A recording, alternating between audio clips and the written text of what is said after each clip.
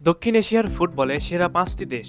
ফুটবলারদের দলবদলের বাজার বিশ্লেষণকারী website transfer মার্কেটের হিসাব অনুযায়ী এতদিন দক্ষিণ এশিয়ার সবচেয়ে দামি দল ছিল ভারত। তবে এবার ভারতকে ছাড়িয়ে গেছে বাংলাদেশ, আর এটা সম্ভব হয়েছে ইংলিশ প্রিমিয়ার লিগে খেলা বাংলাদেশি বংশোদ্ভূত হামজা চৌধুরীর জন্য। হামজা বাংলাদেশে আসায় পাল্টে গেল দক্ষিণ এশিয়ার ফুটবল প্রেক্ষাপট। প্রিয় দর্শক, আজকের ভিডিওতে আমরা জানবো দক্ষিণ এশিয়ার সেরা ৫টি ফুটবল দল কোনগুলো এবং বর্তমানে দক্ষিণ এশিয়ায় রাজত্ব করবে কোন দেশ। তাহলে চলুন কথা না বেরিয়ে শুরু করা যাক। নম্বর ৫, ভুটান। ফুটবলের সর্বোচ্চ নিয়ন্ত্রক সংস্থা ফিফার দ্বারা নিয়ন্ত্রিত হয় ভুটান ফুটবল দল। সাম্প্রতিক সময়ে ফুটবলে বেশ উন্নতি করছে ভুটান। এই দলটি ২০০০ সাল হতে ফুটবলের সর্বোচ্চ সংস্থা ফিফার এবং ১৯৯৩ সাল হতে তাদের আঞ্চলিক সংস্থা এশিয়ান ফুটবল কনফেডারেশনের সদস্য হিসেবে রয়েছে। ১৯৮২ সালের ১ এপ্রিল ভুটান প্রথমবারের মতো আন্তর্জাতিক খেলায় অংশগ্রহণ করছে।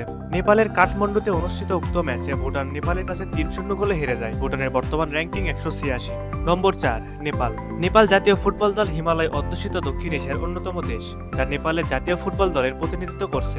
অল নেপাল ফুটবল অ্যাসোসিয়েশন কর্তৃক দলটি পরিচালিত হয়। এশিয়ান ফুটবল কনফেডারেশনের সদস্যভুক্ত দলরূপে কাঠমান্ডুর ত্রিপুরেশ্বরে অবস্থিত দশরথ রঙ্গশালা স্টেডিয়ামে আন্তর্জাতিক ফুটবল খেলাগুলি প্রতিনিধিত্ব করে থাকে। নেপালের বর্তমান র্যাঙ্কিং ১৬১। নম্বর ৩, মালদ্বীপ। মালদ্বীপ জাতীয় ফুটবল দল আন্তর্জাতিক ফুটবল খেলায় মালদ্বীপের প্রতিনিধিত্ব করে। দলটি মালদ্বীপ ফুটবল অ্যাসোসিয়েশন কর্তৃক নিয়ন্ত্রিত ও পরিচালিত হয়। এটি এশিয়ান ফুটবল কনফেডারেশনের সদস্য।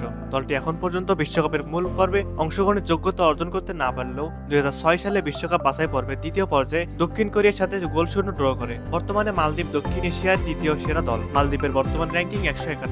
নম্বর ২, ভারত। ভারত জাতীয় ফুটবল দল এশিয়ান ফুটবল কনফেডারেশন এবং ফিফার সদস্য।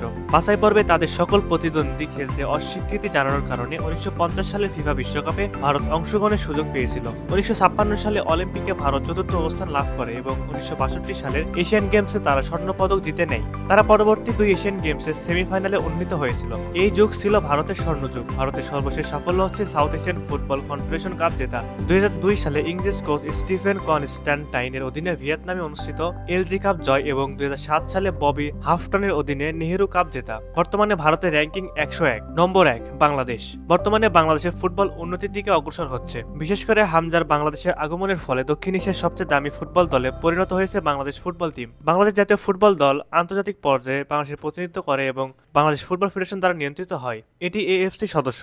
দলটি এখন পর্যন্ত বিশ্বকাপের মূল পর্বে অংশগ্রহণের যোগ্যতা অর্জন করতে পারেনি। এশিয়ান কাপে ১৯৮০ সালে তারা মাত্র একবার অংশ নিতে পেরেছে এবং সেখানে তারা প্রথম রাউন্ড থেকে বিদায় নিয়েছে। উপমহাদেশের অন্যান্য দেশের মতো বাংলাদেশেও ফুটবল খেলাটিও জনপ্রিয়তা বেড়ে যাচ্ছে। স্বাধীনতার পর ১৯৭২ সালে দলটি প্রতিষ্ঠিত হয় এবং ১৯৭৪ সালে ফিফা সদস্যপদ লাভ করে। বর্তমানে বাংলাদেশের ফুটবলের র্যাঙ্কিং ১৮৮। প্রিয় দর্শক, আপনার কাছে কি মনে হয় দক্ষিণ এশিয়ার সেরা দল কোনটি?